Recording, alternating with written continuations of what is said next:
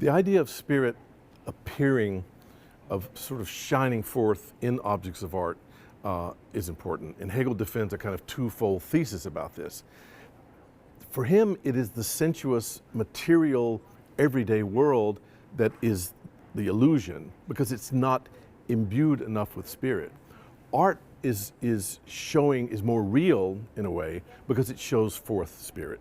And Hegel uses the term der Schein, which literally means appearance, but also has an English cognate, which is exactly shining, a kind of shining forth.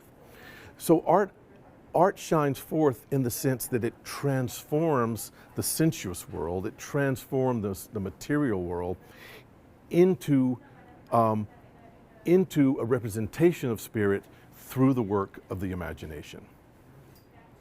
Hegel believed that in the Romantic, when art is moving out of the material realm into the conceptual, actually was a prologue to the end of art. Now, Hegel never said that art died.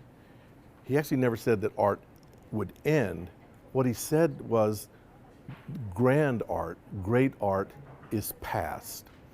Even in his own time, he believed that as spirit grew into self-identity, that material forms, material objects were no longer adequate to represent spirit. Interestingly, the other part of his model is that as he moves from symbolic to classical to romantic, even though each of those epochs have all of the art media represented in them, the paradigm of the symbolic is architecture. The real paradigm of the classical is sculpture because of this adequation of the human form to spiritual expression. The paradigm of the romantic, the real paradigm of the romantic, is painting and music. Why painting and music?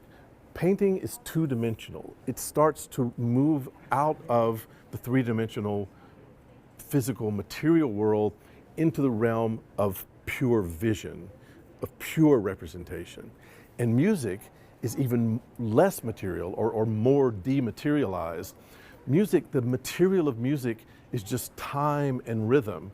And Hegel privileges music in the Romantic because he thought that the time and rhythm of music was really representing or uniting with the time and rhythm of human thought itself. So music is the most conceptual art.